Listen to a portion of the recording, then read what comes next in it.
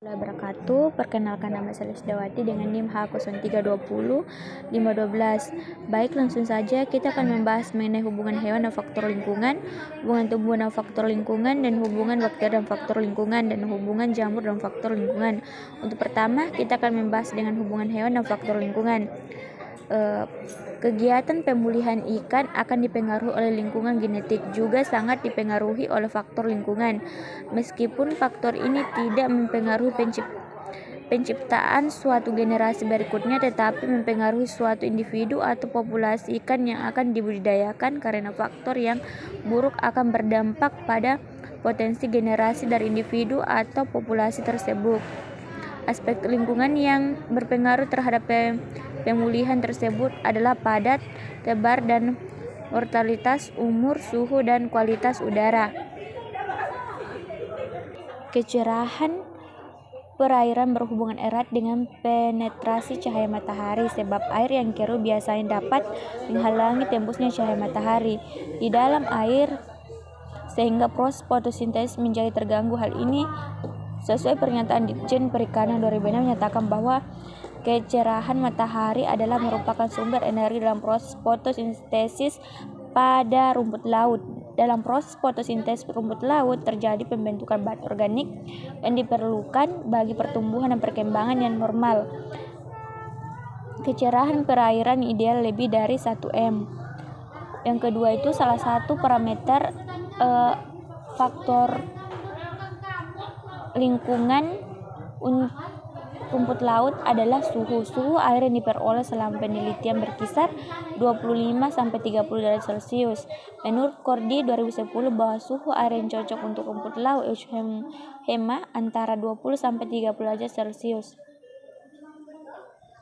Hubungan selanjutnya itu hubungan faktor bakteri dan faktor lingkungan.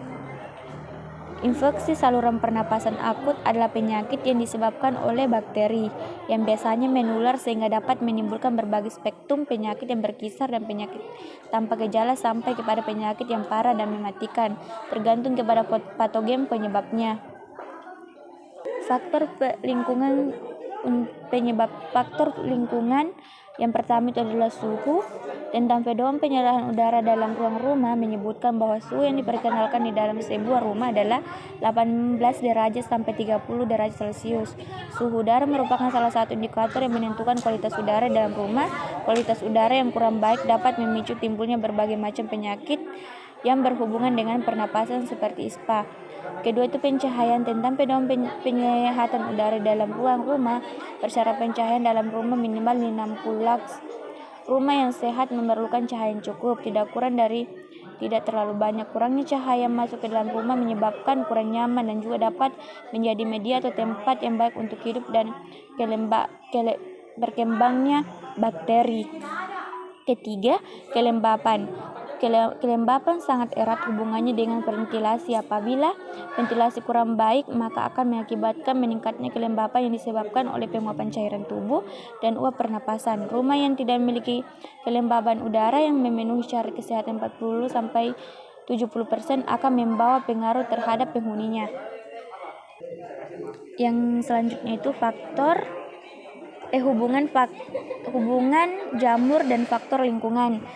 Ya, hasil penelitian sejalan dengan penelitian dilakukan oleh Modjoker 4 menyatakan bahwa tidak ada hubungan antara suhu udara dalam rumah dengan jumlah mikroorganisme udara dalam rumah, khususnya jumlah koloni jamur di udara. Hal ini mungkin disebabkan oleh suhu udara kelas lantai 8 EU berkisar antara 22-18 derajat Celcius, sedangkan spesies genus ditemukan adalah dari golongan Aspergillus sp, yang mana jamur tersebut bisa hidup optimum pada suhu 35-37 derajat Celcius.